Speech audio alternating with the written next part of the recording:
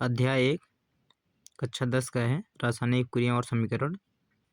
जब एक या एक से अधिक पदार्थ आपस में क्रिया करते हैं तो नए पदार्थ बनाते हैं जिनके गुण पहले से भिन्न होते हैं, तो इसे रासायनिक क्रिया कहते हैं। तो अब हम देखते हैं रासायनिक क्रिया के संकेत, मतलब रासायनिक क्रिया होगी तो हमें कैसे पता लगेगा।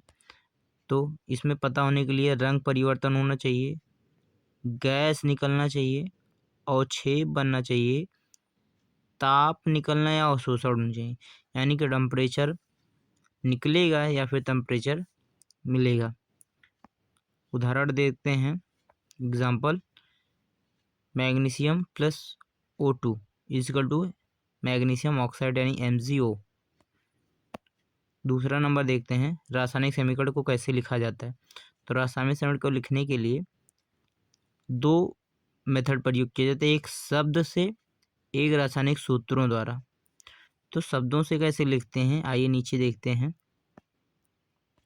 शब्द समीकरण यानी कि वर्ड इक्वेशन। मैग्नीशियम मैग्नीशियम लिखो, ऑक्सीजन को ऑक्सीजन लिखो और यहाँ लिखो मैग्नीशियम ऑक्साइड। ऐसे समीकरण को हम लोग बोलते हैं, ऐसे समीकरण को बोलते हैं शब्द समीकरण। नीचे दिया है रासायनिक समीकरण, यानी कि केमिकल इक्वेशन को कैसे लिखना है, केमिकल फॉर्म, इनके सिंबल फॉर्म में। मैग्नीशियम को लिखते हैं Mg, ऑक्सीजन को लिखते हैं O2 और मैग्नीशियम ऑक्साइड मिलकर बनता है MgO। अगला है रासायनिक समीकरण को संतुलन। ये वेरी इंपॉर्टेंट चीज़ है कि संतुलन करना रासायनिक समीकरणों को। तो क्यों किया जाता है, इसका एक रीज़न है, नीचे मैंने लिख रखा है कि द्रव्यमान संरक्षण का नियम। द्रव्यमान संरक्षण के नियम की वजह से ही हम रासायनिक समीकरण को संतुलित करते हैं, बैलेंस करते हैं। इनको बोलते हैं बैलेंस इक्वेशन। ये नियम क्या है, इसको नियम देखते हैं।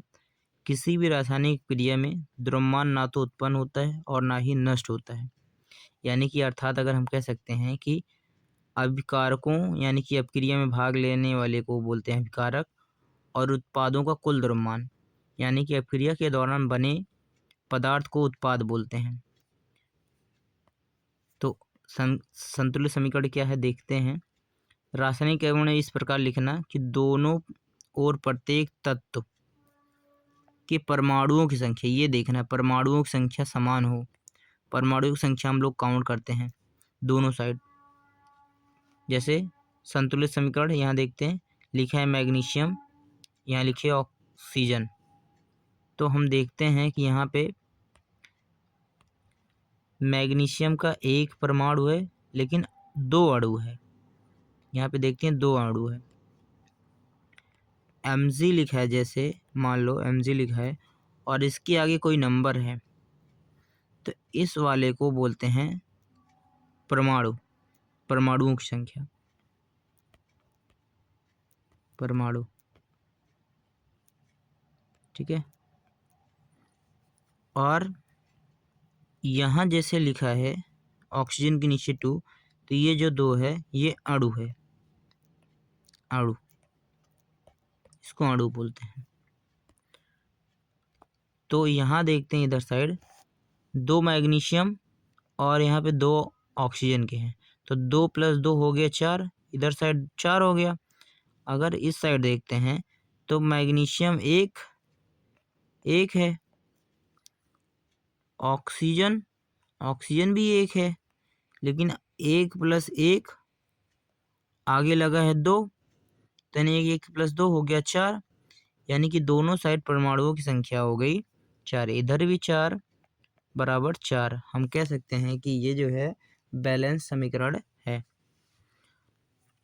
अब हम लोग द्रव्यमान संरक्षण के नियम पढ़ ही लिए हैं।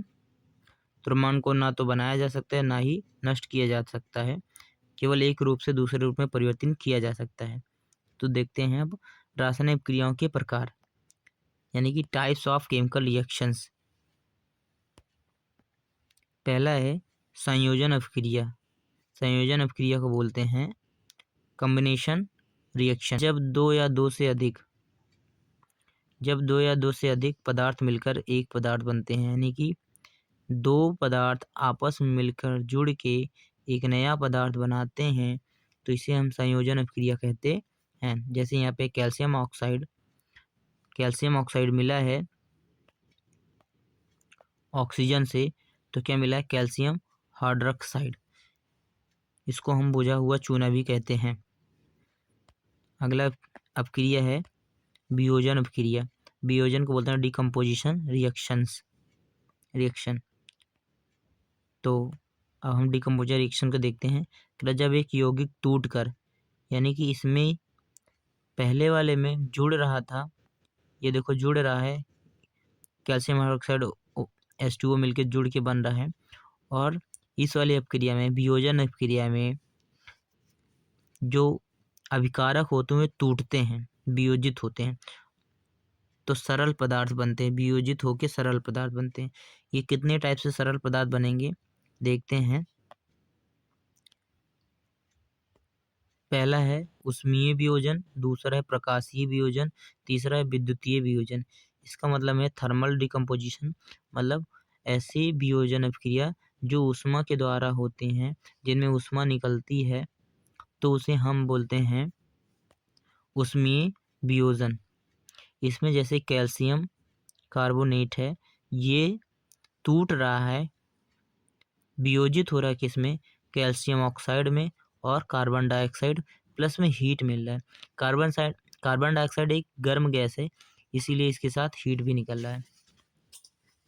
अब बात करते हैं प्रकाशीय वियोजन की। प्रकाशीय वियोजन को बोलते हैं फोटोकेमिकल डिकम्पोजिशंस, और इसमें क्या है?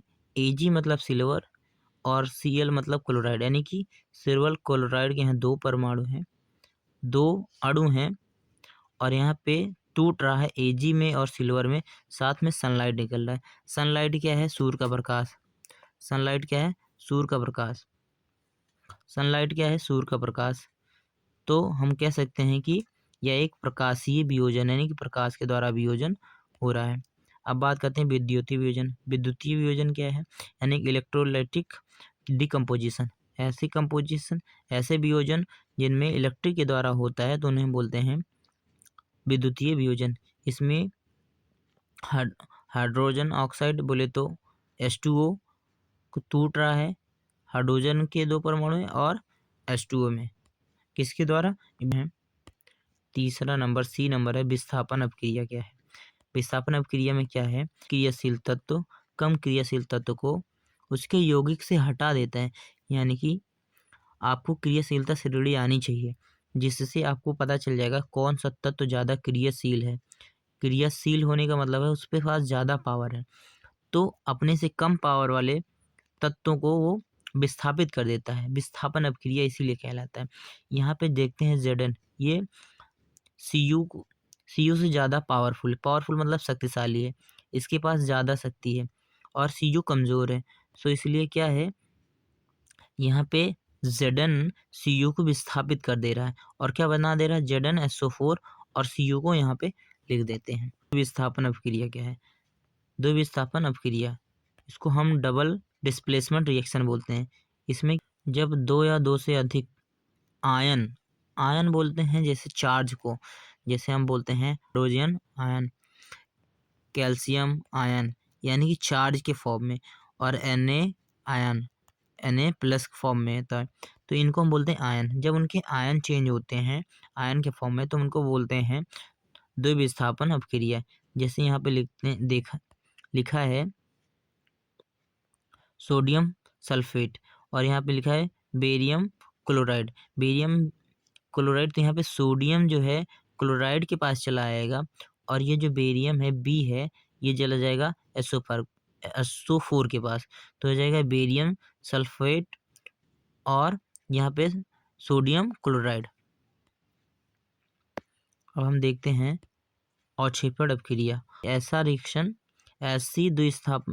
ऐसी द्विस्थापन अपक्रिया जिनमें अघुलनशील ठोस पदार्थ अवक्षेप बनके तली में रह जाते हैं, तली में बैठ जाते हैं, तो ऐसी अपक्रिया को हम लोग कहते हैं अवक्षेपण अपक्रिया। एग्जाम्पल देखते हैं AgNO3 NaCl, ये दोनों अपक्रिया, दोनों रिएक्टेंट हैं, ये आपस में रिएक्शन कर रहे हैं तो बन रहा है AgCl, silver chloride, sodium NO3। तो यहाँ पे AgCl अवक्षेप के फॉर्म में नीचे बैठ जा रहा है, तो हमारे अवक्षेपण मतलब ये तली में बैठ जाएगा। ये आघुलनशील पदार्थ है, इसलिए इसको हम कहते हैं अवक्षेपण अपक्रिया। अब देखते हैं ऊष्माक्षेपी और ऊष्माशोषीय अपक्रिया। मतलब ऐसी क्रिया जिसमें ऊष्मा निकलती है उसको हम लोग ऊष्माक्षेपी अपक्रिया कहते हैं। जिसमें ऊष्मा निकलती है, यानी ऐसी क्रिया जिसमें ऊष्मा निकलती है। एग्जाम्पल देखते हैं। कार्बन प्लस ऑक्सीजन को जब ऐड करते हैं तो कार्बन डाइऑक्साइड बनता है, प्लस में हीट मिलता है। तो इसमें हमको हीट एक्स्ट्रा मिल रहा है। हीट मिलने की वजह से इसलिए हम इस अपक्रिया को ऊष्माक्षेपी अपक्रिया कहते हैं, यानी कि ऊष्मा मिल रहा है। आगे बात करते हैं ऊष्माशोषी अपक्रिया में से, मतलब ऐसी अपक्रिया जिनमें ऊष्मा की आवश्यकता पड़ेगी।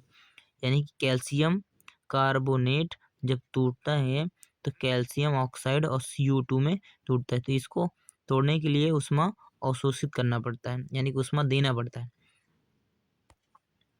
अब बात करते हैं ऑक्सीकरण और अपचयन क्या चीज़ है। ये बहुत इंपॉर्टेंट चीज़ है। इसको बोलते हैं ऑक्सीडेशन रिडक्शन या फिर रेडॉक्स रिएक्शन। यानी कि ऐसी क्रिया जिनमें ऑक्सीकरण और अपचयन दोनों एक साथ होते हैं उसको हम लोग बोलते हैं रेडॉक्स रिएक्शन, रेडॉक्स अपक्रिया भी बोलते हैं। रेडॉक्स अपक्रिया क्या है? ऐसी क्रिया जिनमें ऑक्सीकरण और अपचयन दोनों होते हैं उनको हम लोग बोलते हैं रेडॉक्स रिएक्शन। ऑक्सीकरण क्या है? ऑक्सीकरण को देख लेते हैं। यानी कि ऑक्सीजन का जुड़ना, इलेक्ट्रॉनों का ह्रास होना, यानी कि ऐसी क्रिया जिनमें ऑक्सीजन जुड़ता है और इलेक्ट्रॉन का ह्रास होता है। इलेक्ट्रॉन का ह्रास होता है मतलब इलेक्ट्रॉन निकलेंगे, ऑक्सीजन जोड़ेंगे। और अपचयन क्या है? यानी कि रिडक्शन क्या है? इसमें ऑक्सीजन निकलेगा, इलेक्ट्रॉन जुड़ेगा। अब हम लोग एग्जांपल देखते हैं रेडॉक्स अपक्रिया की। देखते हैं ZnCuO और ZnO बनना, Cu बनना। तो यहाँ हम देखते हैं कि यहाँ पे Cu जुड़ रहा है Zn में, तो इसलिए इस अपक्रिया को हम लोग बोलेंगे रेडॉक्स अपक्रिया। कृत गंधिता क्या है? ये इम्पोर्टेंट, जैसे तेल और घी हवा के संपर्क में आकर खराब हो जाना, यानी कि विकृत गंधिता कहलाता है। कोई भी खाने वाली पदार्थ हो हवा के संपर्क में आके खराब हो जाती है, इसी को हम लोग बोलते हैं विकृत गंधिता, रेंसिडिटी। इसके रोकथाम के लिए हम लोग क्या करते हैं? रोकथाम के लिए वायुरोधी पैकिंग करते हैं, रेफ्रिजरेशन करते हैं, एंटीऑक्सीडेंट का प्रयोग करते हैं। इन सारी चीज़ों का प्रयोग करते हैं। जैसे हमें पता है जो हम लोग कुरकुरे पैकेट खाते हैं उसमें हम लोग नाइट्रोजन गैस डालते हैं, यानी कि वायुरोधी पैकिंग कर देते हैं, जिसकी वजह से पैकेट हमारा जल्दी से ख़राब नहीं होता है। अब कुछ इंपॉर्टेंट क्वेश्चन देख लेते हैं, महत्वपूर्ण प्रश्न देख लेते हैं। मैग्नीशियम रिबन को जलाने से पहले क्यों साफ किया जाता है? इसका आंसर है मैग्नीशियम ऑक्साइड की परत हटाने के लिए, ताकि रिबन आसानी से जले। यानी कि उस पर कोई परत पड़ गई है मैग्नीशियम ऑक्साइड की और उसे हटाने के लिए ही साफ करते हैं, ताकि वो अच्छे से जल जाए। दूसरा क्वेश्चन है श्वसन को ऊष्माक्षेपी अपक्रिया क्यों कहते हैं? यानी कि श्वसन को ऊष्माक्षेपी अपक्रिया क्यों कहा जाता है? रीजन उसका है क्योंकि श्वसन में ऊर्जा निकलती है, श्वसन में ऊर्जा निकलती है, इसीलिए हम लोग कहते हैं इसको ऊष्माक्षेपी, यानी कि ऊष्मा मिल रहा है। सिल्वर क्लोराइड का वियोजन और फोटोग्राफी में उपयोग करते हैं, यानी कि सिल्वर क्लोराइड का प्रयोग यानी कि AgCl का प्रयोग हम लोग श्याम श्वेत फोटोग्राफी में प्रयोग करते हैं। आयरन नेल कॉपर सल्फेट विलय का प्रयोग या विस्थापन अपक्रिया, यानी कि FeCuSO4 के साथ जब रिएक्शन करते हैं, Fe हमारा अधिक क्रियाशील तत्व है, Cu कम क्रियाशील तत्व है। ये Cu को विस्थापित कर देता है और FeSO4 बनाता है और Cu को अलग कर देता है। दोस्तों ये हमारे कुछ इंपॉर्टेंट क्वेश्चंस रहे। अगर आप चाहेंगे तो इसके नोट्स मैं आपको दे दूंगा। और कोशिश करना आपको अगले टॉपिक पे किस पे पढ़ना है, किस पे महत्वपूर्ण टॉपिक चाहिए, एक क्लास पूरी दे देंगे हम। तो ज़्यादा से ज़्यादा इसको फैलाएं, अपने दोस्तों को बताएं, क्योंकि कम समय में पूरे पूरे चैप्टर का मैं रिवाइज करा दे रहा हूँ। तो कोशिश करना अच्छे से पढ़ना। Thank you.